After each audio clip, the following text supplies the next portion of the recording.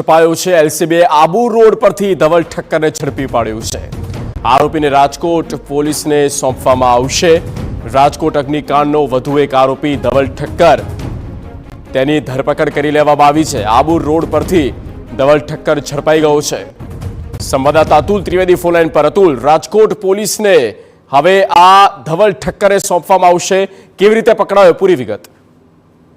ચોક્કસ બનાસકાંઠા એલસીબીને ખૂબ મોટી સફળતા મળી કહેવાય, કારણ કે જે રાજકોટ ગેમિંગ ઝોનમાં જે અગ્નિકાંડનો મામલો છે અને તેમાં આ ધવલ ઠક્કર છે એ મુખ્ય આરોપીમાં છે।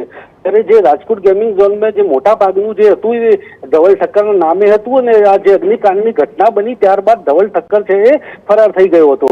જોકે બનાસકાંઠા એલસીબીને માત્ર એટલી બાતમી હતી કે આબુ રોડ તરફ ગયો છે, એટલે એલસીબીએ 3 અલગ અલગ ટીમો બનાવી અને આજે બપોરે એની આબુ રોડમાં શોધખોળ આદરી હતી અને ત્યારબાદ સાંજે આ ધવલ ઠક્કર છે એલસીબીના હાથે લાગ્યો છે। એટલે કે રાજકોટ જે અગ્નિકાંડમાં એલસીબીને મોટી સફળતા મળી કહેવાય અને જે આ આરોપી ધવલ ઠક્કર છે એને એલસીબી હવે રાજકોટ પોલીસને સુપ્રત કરશે અને ત્યારબાદ જે છે રાજકોટ પોલીસ છે આગળની કાર્યવાહી કરશે। ઓકે, તો આભાર તમામ માહિતી આપવા બદલ। તો ધવલ ઠક્કર નામક આ આરોપી કે જે આબુ રોડથી ઝડપાયો છે અને તેને રાજકોટ પોલીસને સોંપવામાં આવશે। તો વધુ એક આરોપી અને તેની પણ આ સમગ્ર અગ્નિકાંડમાં ભૂમિકા હતી। રાજકોટ અગ્નિકાંડનો આરોપી ધવલ ઠક્કર, તેની પણ હાલ તો ધરપકડ કરી લેવામાં આવી છે। બનાસકાંઠા પોલીસને સફળતા મળી છે, આબુ રોડ પરથી તેની ધરપકડ કરવામાં આવી। સંવાદદાતા જિગ્નેશ પટેલ ફોનલાઈન પર।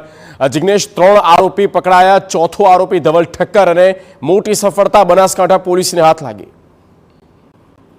જેવી રીતે જગદીશ કહી શકાય કે એક પછી એક વ્યક્તિઓની ધરપકડ થઈ રહી છે।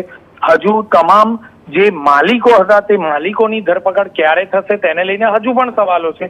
ધવલ ઠક્કરની ધરપકડ થઈ છે તે બાબત કેટલીક અંશે પોલીસને સફળતા પ્રાપ્ત થઈ છે તે કહી શકાય, પરંતુ જે આરોપીઓ છે કે જે અત્યારે પોલીસ ગિરફ્તમાં છે એ યુવરાજસિંહ હોય કે મેનેજર હોય, આ તમામ વ્યક્તિઓ કોઈ પણ પ્રકારે તપાસમાં કોઈ પણ પ્રકારનો સહકાર આપતા નથી। તે બાબત કોર્ટમાં પણ જાણવા મળી હતી। જો તેમણે તપાસમાં કોઈ પણ પ્રકારનો સહકાર આપ્યો હોત તો કદાચ કેટલીક અંશે અન્ય આરોપીઓ અને ભાગીદારોને પકડવામાં ખૂબ જ સરળતા મળી હોત પોલીસને, પરંતુ તેવું થયું નથી, કારણ કે હજુ સુધી જોઈએ તો રાહુલ રાઠોડ હોય કે પછી અન્ય કિરીટસિંહ જાડેજા હોય, આ સહિતના અનેક ભાગીદારો જે કહીએ તે હજી પણ પોલીસ ગિરફથી બહાર છે।